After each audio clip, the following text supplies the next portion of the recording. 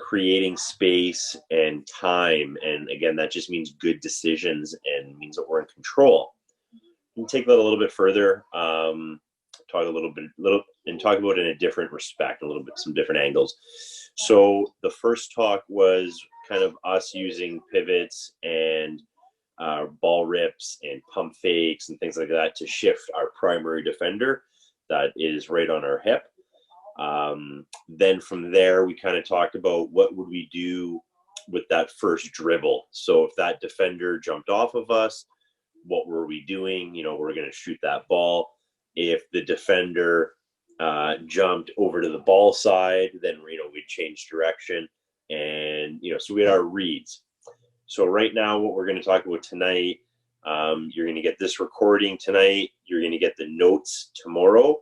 And then Coach Noah's going to come by and we're going to shoot some video to go with this. So you'll see the videos and little 30-second chunks of like what the move is. So you'll be able to kind of slow-mo and see, okay, he's going right foot, left foot, and then this. So you'll be able to see the moves that we're going to use to manipulate the defender. Okay, so I'm going to share my screen and you'll see most of my notes. I still need to fix them up a little bit before I send them, but I'll kind of explain them as I go at least.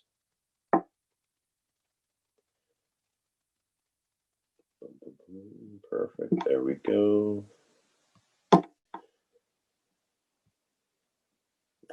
All right, so again, everything that we've talked about, the whole, like the big idea out of everything we've talked about, if there's one thing that you remember from Coach Beers talking for hours, is create advantages. And when you have that advantage, you stay on it. You keep using that advantage, okay?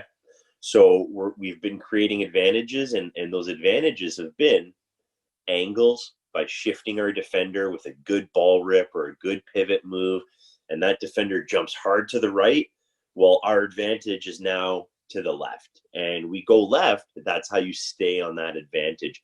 What we wouldn't want to do is you shift that defender hard to the right, and then you dribble to the right. That would be the opposite of staying on your advantage, right? You've lost that advantage. You just dribbled into the defender.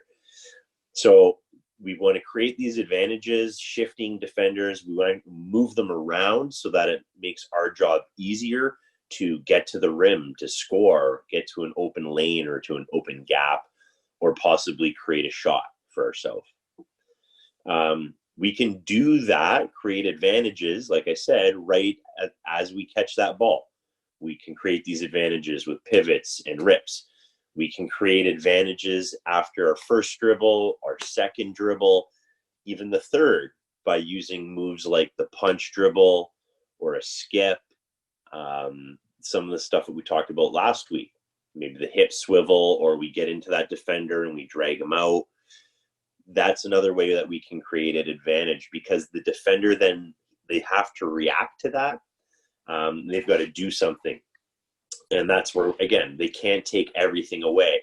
So if we hit them with like a drop or that punch dribble, well, the defender can only take away maybe one or two of our reads. But remember, the reads are the right hand attack, or strong hand attack, the weak hand attack, rise up into a jump shot, or pass the ball. And sometimes being the passer is the best option, we said. If you draw that double team or a triple team, your job's done. You did a terrific job. Let's just find that person that's open.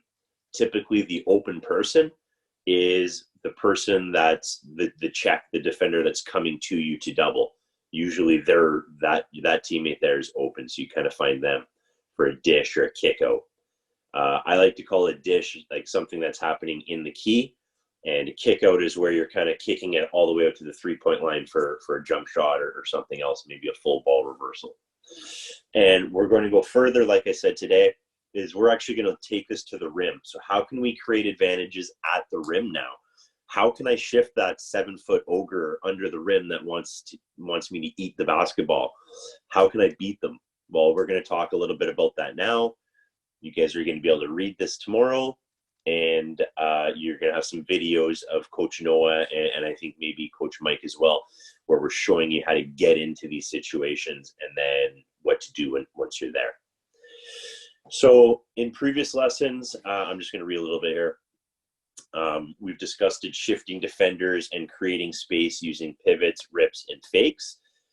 We next assessed what are our reads off the first or second dribble. So if we beat that defender, what do? We go right to the rim. We just keep going until somebody picks us up again.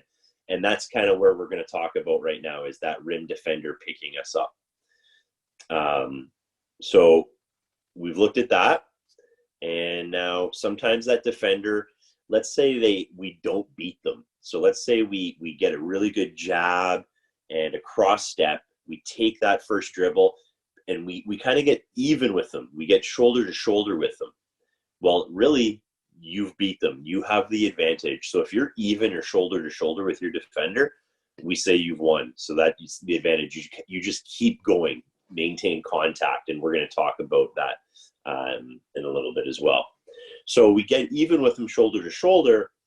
We keep going until we need to make our next read. So that is a good thing. Don't panic if you're being pressured on the hip, but you're even with that defender. At the end of the day, you got the advantage, and we're going to explain why as we go down here.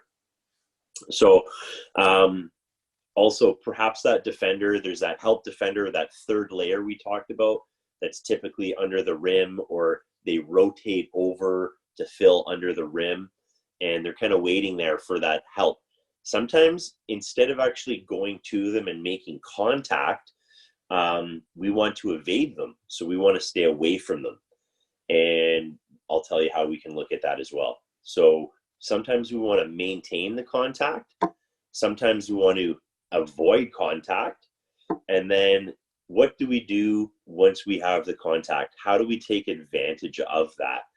And we're going to release. So we're going to pop away from it. And then finally, we'll finish with manipulating the timing and footwork. So most shot blockers, they're really good shot blockers. Usually, they're pretty athletic and they're tall. Certainly that helps. But the biggest thing of being a good shot blocker is a sense of timing. So if you're a really good shot blocker, you kind of read the speed and the length of stride that these players are coming in with. And especially at younger ages, most players don't change their footwork or speed. So they just maintain, their left, right, left, right, left, right, left, right, all the way to the rim, and then they rise up. Well, that's really easy for a good shot blocker to read. They can kind of anticipate when to rise up to make the play. But if we change our speed as we're coming in, right, left, pause, that's going to throw them off. Or we can actually speed up our pace. That will also mess up. And actually one of the best ways, and my favorite ways, is take one step away. So let's think you're coming in for a right-hand layup. What foot do most coaches say jump on for a right, or jump off of for a right foot layup? And you guys can unmute and answer that if you want. So right-hand layup, what foot technically should you take off from? Left. That's right. And shot blockers know this. So they're going to wait for you. They're not going to jump when you're on your right foot still, because they're going to be going down as you're going up. So they're going to wait. But as a smart offensive player, if you've got a couple crafty finishes and moves, and again, we're going to show you this stuff, you can jump off of the right leg and still get a really good layup. And Steph Curry does this, and because he's a smaller guard. He's still, 6'1", I think, but he's crafty. So he comes in and he does the scoop finishes where he'll jump off of the outside leg, and that takes you one less step. So the shot blocker is still standing flat-footed on the ground while you're already up in the air. And that's a really good way of manipulating these defenders. And they might be 7 foot tall, but if they haven't jumped yet, you got the advantage, right? You're in control. Okay. So no matter the situation, we're going to have some reads that we can recognize or even set up. if once we get comfortable with it and you practice it. We talked about repetition equals recognition. So the more you drill it, the more you see it, the more you visualize it in your mind's eye, and that was one of our first sessions, you're going to be able to recognize it way faster in a game setting, and you're going to feel comfortable doing these moves and changing your speed. So repetition to recognition, you got to make all of this stuff yours. And once you've created the advantage, you stay on that. All right. Your job is a lot easier if you just stay on your advantage. Don't let up. Don't let that defense recover. Okay. A couple things for terminology. You guys probably know all of this. I might add a few more in before I send it out. But a gather is like, if that's when you're attacking downhill, that's when you actually pick the ball up. And now you can't dribble it again. So you're gathering that ball from a live dribble. You can do that one of two ways. You can do that with two hands, where you're right from that dribble and you're popping the basketball, I say, is one way. So that would be a two-hand gather. Or you can do a one-hand where you're kind of scooping it and you're going to cradle it towards your bicep and the inside of your chest to protect it. So you've probably seen some small guards that are pretty strong. They'll kind of tuck in and they almost like turtle and protect the ball, and then they extend out. So those are different types of gathers. We talk about outside foot or outside shoulder.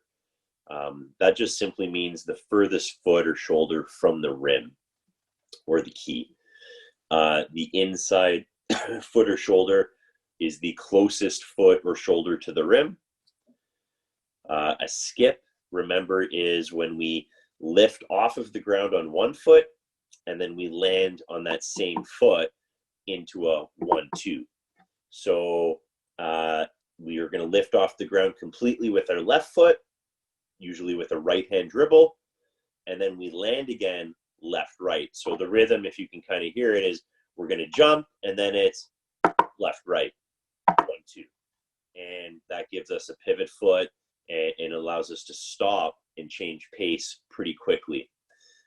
With doing almost everything we're talking about today, it all comes down to what are your physical abilities. And the biggest one is core strength. And I talked to a lot of athletes about this.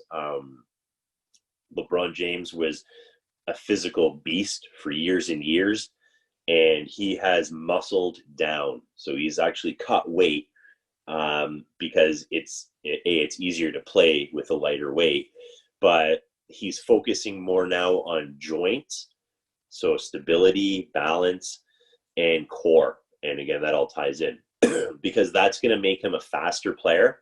So he's going to change direction faster, and he's going to be able to do a lot of these moves better and quicker because of that core. And that core is what's going to tighten up and stop you from moving to the right and now allow you to get to the left.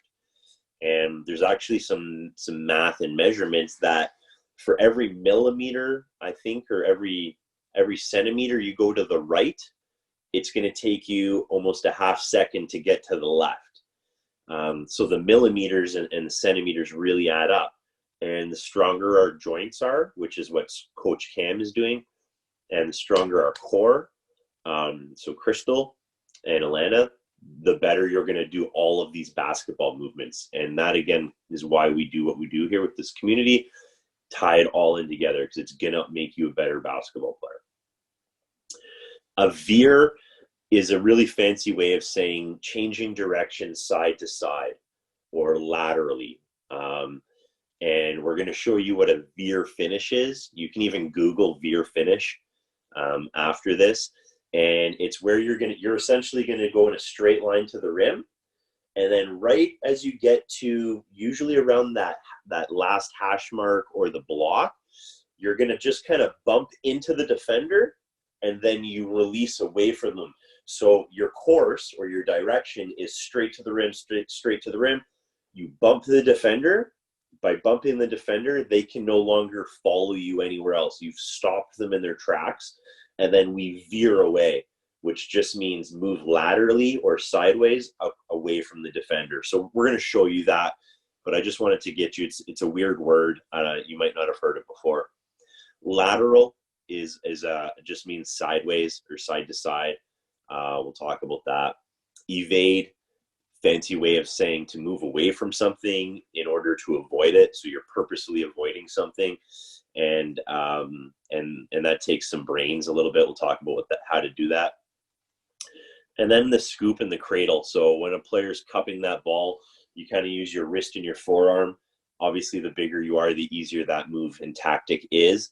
If you're not like a 6'8" huge player, then look at using the cradle instead of maybe the scoop.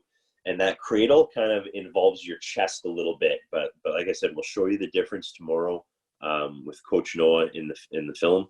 And when you're cradling it, you're just going to use your bicep and part of your chest to protect that ball, especially when you're going through the key in traffic. And it's a good way if you want to get contact and get the call. It's a really good way to try and get into that contact while still maintaining control. Boom, get the contact, and then you can kind of extend. So as with everything we've talked about so far, one of the biggest ways to create advantage is change of pace or speed. Pace is a fancy way for speed. So one of the easiest ways of beating a defender is to vary and change your speed. And this alone makes one unpredictable, and you're difficult to guard that way. So after all, the main goal of a defender is to keep the ball and player in front of them. And if you're constantly changing speed and you're jerky back and forth and stop and start, you're really tough to keep in front of. And we teach a really good defender to keep the person in front of your belly button. But if you're constantly changing in angles and speeds, very tough for a defender to do that. And it's hard. It's tiresome as well. So we want to be changing our speed. It's tough. Plus, again, it comes back to just being unpredictable, and you want to be that. You don't want to be easy to guard. No one wants to be like, hey, I want you, because they know what you're going to do 99% of the time. You don't want to be that person, okay? So the more speed and the different speeds you're able to play at, the better you're going to be, the tougher you're going to be to guard, the more control and advantage you're going to be able to create. And one way of being able to do that is a strong core. You cannot stop or change direction quickly without a strong core. So again, it comes back to that. So a couple ways that we can change that speed. I really like the punch step that we talked about, of the punch dribble. You kind of just come to a dead stop, and then from there you make your read. That defender, especially if they're running with you, they're going to just keep running by you, right? They're not going to be ready for you to hit them with that. So you get low and you just kind of punch, you freeze, that defender's just going to drift by you. That's when I typically say change direction, and you just go away from that defender, evade them, get away, change hands, and you dribble to the open spot. You're looking for a jump shot or an attack to the rim, or maybe get a collapse and a kick out. Speed stop is something we're going to look at. It's a really good move to, again, that defender's kind of on your hip, and all of a sudden you just put the brakes on and they just keep flying by you. And a speed stop, it's a specific footwork. It's very easy to do. Actually, it's just like a 1-2, the way we do it. And then it's paired with a crossover, a through the legs, or behind the back. So a speed stop is a 1-2 stop and a dribble move combined. And you can rise up into a jump shot from that, or you can re-attack. I've got lots of videos actually on our YouTube or on our social media of me using speed stops. I really enjoy that. After maybe 1 or 2 dribbles, I beat my first defender, and then I like the behind the back speed stop, and then up into a jump shot. And it's a pretty nice move when you pull that off too. And then half steps. And that was one of our first sessions we talked about, is throwing off timing. And because everybody expects you to come at them with a right, left, right, left, right, left step and footwork pattern. But when you come and you go left, right, right, you really mess people up. They really have a hard time mentally, like what's happening. They don't recognize the pattern. So they've got to kind of stop and think a little bit. Or, you go left, right, so you half steps. So again, if Hannah, you might want to look back at that if you haven't. I did the drill, a couple drills in my living room. We're going to do more, obviously, with Noah now that we can get outside. I'm still probably a week away from full recovery there from the old surgery. So another way that we can create advantage as we're going downhill, and downhill means that essentially if you look at the top of the 3-point line as the peak of a mountain and the baseline, the bottom of the mountain, we want to go downhill towards the rim. So downhill is from 3-point line to the rim. We will actually talk about uphill attacks as well. Not right now, but there is a thing that we'll talk about. So right now, downhill attacks, you're essentially racing to the rim. There's the defender that's either chasing you on your hip, or you've just beat your defender and there's just one person left under the rim. That's kind of the situation we're in. And to get advantage that we need to, or the score, we can change our direction. So stop on a dime. We can maintain contact with this defender. So if, as I said, if you're able to get shoulder to shoulder, we say that you've beat your defender. All right, you just kind of keep going with them, and so you currently have the advantage. You're in control of the situation. While you've got contact with the defender, you know exactly where they are. So as you feel them, you know that, oh, they're on my left hip. So you know to keep the ball on your right hip. Keep it away. So just by feeling them, you know where they are, and you kind of know where not to go. So with good contact, you can keep that seal, and we call that a seal, where you hold a defender and you keep them in that position. You don't let them get by you or get anywhere else. You're just essentially sealing them off. How do we do that? Guess what? Strong core is the best way to be able to hold position and a seal. We can shift and move a defender. If I kind of give them a little bump, and it's not like a charge, like I'm not really leaning heavy into them, but if I just give them a little nudge or a bump with my hip or my shoulder, I can get that defender probably to jump off of maybe a foot or two, and that just gives me time, gives me space. And at the same time, if I know where they are and I can tell them where to go, I also allows me to choose spots where they can't go. So I can use my body again to seal them and keep them on a certain spot and not let them get in front of me again. So if I get somebody on my back, maybe with a snake dribble, and they're on my back, I'm not going to let them get in front. I'm going to keep that position. I'm going to keep them away from me, and then I can get my floater or a scoop or some sort of finish. So where spots that we want to get that contact, like easy spots where we can maintain it, are on our hips. Hips are close to our center of gravity, and that's really a strong spot for us. So if we get low, we get wide at hip. Get them on the back or the side of your hip. If you can get them on your full back, and this could even be a post up, maybe you just get them on your back. Again, you know where that defender is, and you can control the situation. Shoulders are good, especially if you do have big, broad, strong shoulders. You can use that, and you can kind of get into a defender and keep them on one side while the ball's maybe on the other shoulder. And arm bars. This is something that you guys have probably been doing since you were little kids playing basketball, is the old 90-degree arm bar. And it's a pretty strong position. And if you flex all your muscles in the arm and you flex your core muscles and you put that on somebody, you can limit them, and you can kind of steer them around where they go. So the old arm bar it's a great tactic of maintaining contact and keeping a defender in one location and allowing you to kind of get out to the other. So ways to maintain things that are going to let you be successful at maintaining and dictating contact is staying low. The lower player is going to win the battle. You're going to hear that a lot in your basketball career. You guys are still young. The lower player is going to win the battle. So even if you're a 7-foot tall player, if they don't get low, they're going to lose the battle. So you like, even if I go, I'm not a very strong person, but if I get low, I can move a 7-footer. Now, if a 7-footer gets low, now I'm at the disadvantage, because not only are they still, when a 7-footer gets low, they're still going to be taller than me, but now they're also going to be wider than me.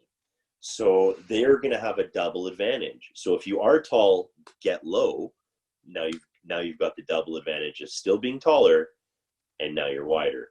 If you're not tall, well, now you definitely have to get low, because you've got to be stronger than the people that don't get low. And getting low is effort, and not everyone wants to get low.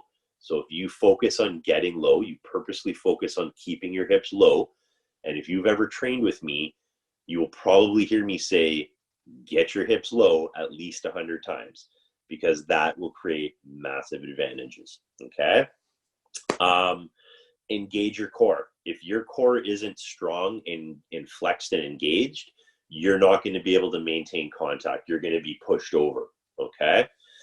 You got to maintain the contact. So if we say maintain contact, it's not a bump. You actually hit that person, or you let them come to you, and then you maintain. Don't let them slip by you or swing over you. Okay. Once you maintain contact, know that you're in control. Don't panic. Stay low, stay tight, but don't rush. All right. Get the move that you want. Have a plan. All right. But be ready to have a counter, because defenders aren't going to always let you just maintain the seal and maintain contact. Good defenders know they don't want contact. They want to be off, so that you don't know where they are, right? They want to have room to operate. So have a plan, stay low, and then be ready to counter with a pivot or something else, or rise up quickly into a jump shot or a floater. The opposite of maintaining contact is evading contact, trying to get away from it. So sometimes evading and avoiding the defender altogether is the best course of action, especially if you have a speed or size advantage. So if you're really quick, I'm not going to play at a slower speed and let you maintain contact and maybe block me. If I'm faster, I'm just going to burn you, and I'm not going to let you be a factor. So I'm just going to evade you by speeding by you. Size advantage. If I'm a smaller player, I need to evade 7-footers that can jump, because I would be at the disadvantage. So I need to evade and get to areas where there are no defenders. There are no 7-footers. Steve Nash made a career out of that. Curry does that, again, quite a bit when he gets inside. They get away from a defender. They don't want that contact. That's not their game.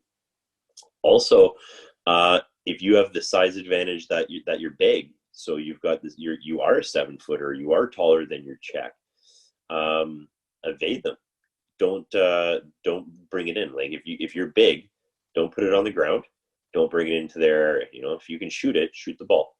And you see bigs that are doing that now, that shoot the threes. So they just shoot over top of everybody. They're not going to bring the ball down to anybody. Evading might not be physically with their body. It might just mean keep the ball away from everybody. So keep that ball high. And the biggest components of being able to avoid defenders, so you're shifty. This is where you can jump side to side. You're thinking Euros, things like that. Again, it comes back to the strong core and strong joints. If you've ever seen Derrick Rose, especially in his prime, if you go back and Google it, his step backs were insane. Like, he would clear like one side of the key to the other.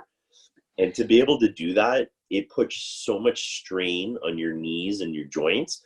They have to be physically strong for you to be able to do that.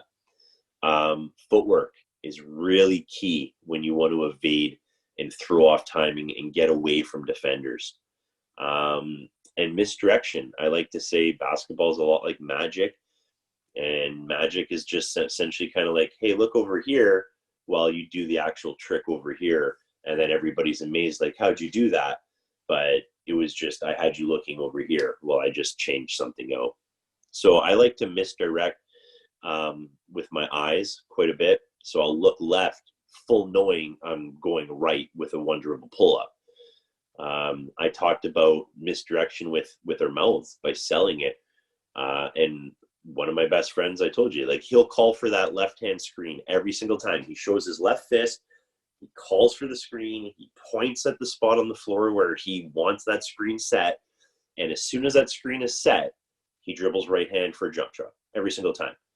And it works because he sells it so well. Because if you don't respect that and he actually uses that screen, everybody in that gym is going to be razzing you because, like, how did you not know? He sold it that well, right? But misdirection. So set up your fakes. Sometimes it's a quick little head nod or shoulder fake, but that might be enough to get a defender to jump right, and now you evade and go to the left. So how can we do this as we go downhill to the rim, moving away from defenders? Well, Euros for sure. And I think most of you guys have the Euro, but that's something we'll talk about. We do have that in our YouTube collection. If you go there, step backs, right? Jump back away from a defender, let them keep going downhill by you. Stop and pops is essentially where you put on the brakes and that defender just keeps kind of rising by you, and then you rise up quick into a jump shot. A stop and pop is also more so how I like to use the term is I'm dribbling, I see that there's a 7-footer under the rim, and before they even have a chance to come out at me, I'm stopping on a dime and I'm going straight up. So it's a stop and pop, and they don't even have a chance to come to me. So it's a controlled jump shot. It's a very quick jump shot. We also have the floaters and runners, and essentially they're the same. I distinguish them by runners are your body's going to continue to move after you've performed the shot, whereas a floater, it is an up and down motion. Your body goes straight up, straight down. That's how I like to distinguish them because I think there's a time and place for both. So a runner is you shoot it and you just your body continues to drift out in that direction away from the defender, whereas a floater is it's stop and pop almost. Fall away shots is something that I really enjoy doing, where before that defender can kind of get there, I can rise up a little bit, and it's not like a fadeaway. So if you've watched Kobe or The Last Dance with MJ, you would see him actually, like, he'd be fading away. A fall away it's a little bit different. It's not as aggressive as a fadeaway, and it's very similar to what Dirk Nowitzki would shoot. If you're familiar with that, I know we're getting a little bit older here now, but KD does quite a bit of fall away shots as well, Kevin Durant, because he's got that size advantage. And then outside inside footwork. So as we're coming in, the outside inside is we're going to hop inside. We land with we land inside foot, and with that it allows us to have pivot footwork. So we'll show you that on camera, and that will make a little bit more sense.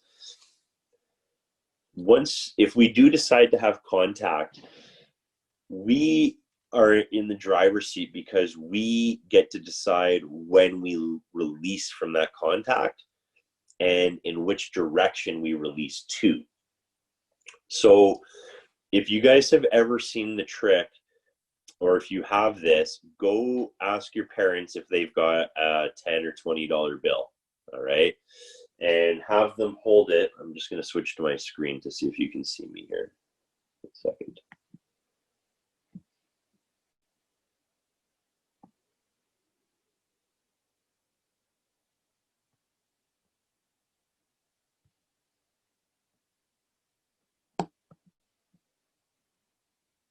I don't know how to do it. Anyways, so you'd hold a $20 bill. You put someone's hands right at the bottom of the $20 bill, or whatever the bill is. It doesn't have to be 20. And if the person at the bottom, if they catch it before it falls through their fingers, they get to keep it. But here's the thing. The person that's trying to catch it, they don't know when the person releasing it is going to drop it. So that gives the dropper the advantage because it takes a certain amount of time to process. So I'm going to switch back to the, what do you guys see, my screen? Yeah. Okay. So they don't, they can't react in fast enough to stay with you or to catch that bill. And if you do it with a meter stick, if you guys have had a meter stick from school, you can actually measure the reaction time by seeing where they catch it, and then you can count the ticks, and you can measure your reaction time, and that can be trained. Very high level. They use the lights. You guys have probably seen the ads on social media. They're like suction cups you can add to things, or stick to things, and they flash colors, and you've got to tap them in a sequence, and that it does kind of reaction training. But it all comes back to they can't stay with you, so that's your advantage. And then secondly, there's so many different angles that you can release to that it's a guessing game at that point for them. So again, you create that advantage. Ways that we release away from a defender in a controlled manner, like with purpose, is that veer finish. And the veer finish is where you come right into that defender, whether it's from the 45 or straight down the lane or right down the rim line, and you bump into that defender, typically with a skip step. So you bump, and then that stops them from being able to follow you anywhere else. And then you release away, you hop away from them into a layup or a floater. We can release away with other bumps where we can use our hips or our bums or an arm bar, as long as we're not extending and pushing off. But we can bump, and again, that just kind of stops that defender and then allows us to quickly move away. We can do drag outs where, as we're dribbling, we turn our wrist and our shoulders, we turn it in, and we quickly drag out, and we literally hop and we go with the ball sideways. And we've looked at drag dribbles before. You can, again, Google drag dribbles, and you can see all kinds of NBA players using them in real game situations. Swing steps, we'll look at that. We'll show you what a swing step is. A swing step is, as you're dribbling, the defender is going to kind of cut you off. So they're going to come underneath you. That's where you scoop the ball, you cradle it into your chest, and that outside foot, it comes over through the defender, and then you go to the middle of the key typically. But we'll show you that footwork. A speed stop is, again, we're dribbling, and then we put the brakes on quickly, and that defender is just going to keep going by you. So that's one way of doing the release. We've got the fall away shots again, is when we bump into a defender, we can fall away, creating space, and that's probably one of my favorite moves in the low post or the low key, if I have a size advantage. And then here we've got inside outside footwork. So this is the opposite from above. This is how I like to do my bumps and veers, is I will land with my inside foot kind of right on the block area. As that inside foot lands, that inside shoulder's bumping my defender.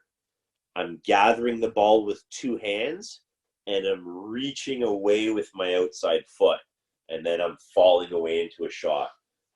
Again, there's all kinds of videos of me doing these types of finishes on YouTube, but we will show you that. And the last one here is we've talked about a lot of these already, but it's manipulating timing and footwork. It's how we change our footwork and timing so that these shot blockers can't read right, left, and then up with us. We want to change something, so it's harder for them to tell when to jump.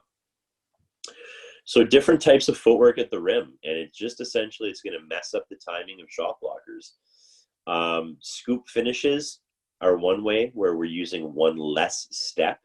They think that there's still one more step coming, but you're already taking off into your finish. The inside hand finishes is where you're dribbling and you kind of like turn and you flick it in with your left hand, but you're on the right side. Those are really common.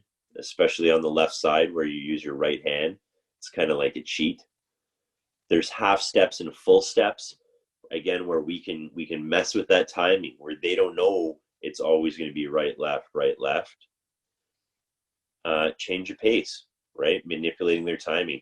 Don't always play at the same speed. It's easy to predict. We can hit them with floaters and runners.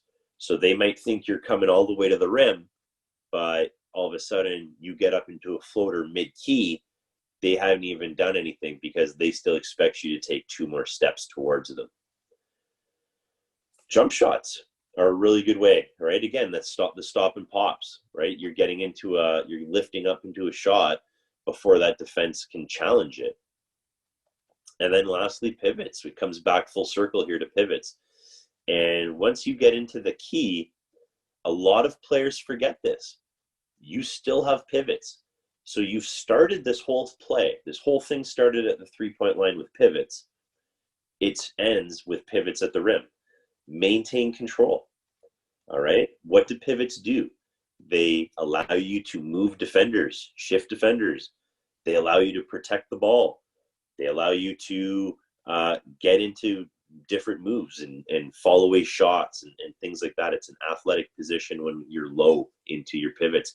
So the pivots work on the 3-point line. They work just the same in the key.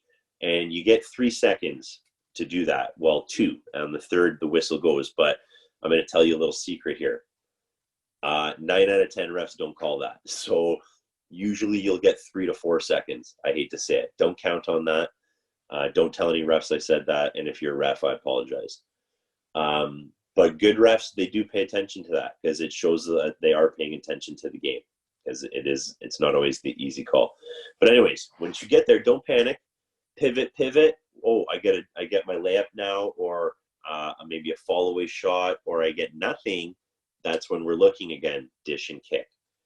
So a lot of these reads and setups, they work anywhere in the court. They all create advantage. Once you have that advantage, you stay on it. How do we recognize when we have an advantage? Repetition. Repetition's recognition. All right. So I'm going to stop sharing.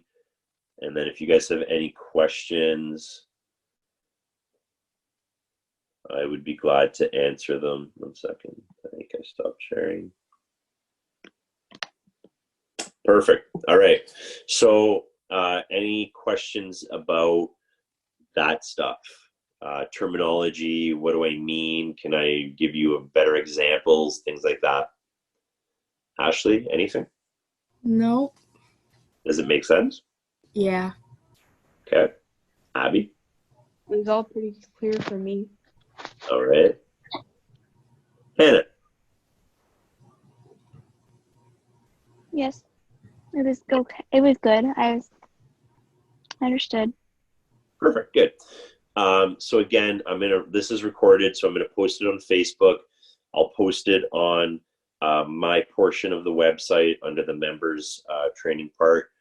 Tomorrow, we're going to create little 30-second type snippets that support everything I've just said, to kind of elaborate and give you like the visual of what we mean and how to get into that stuff.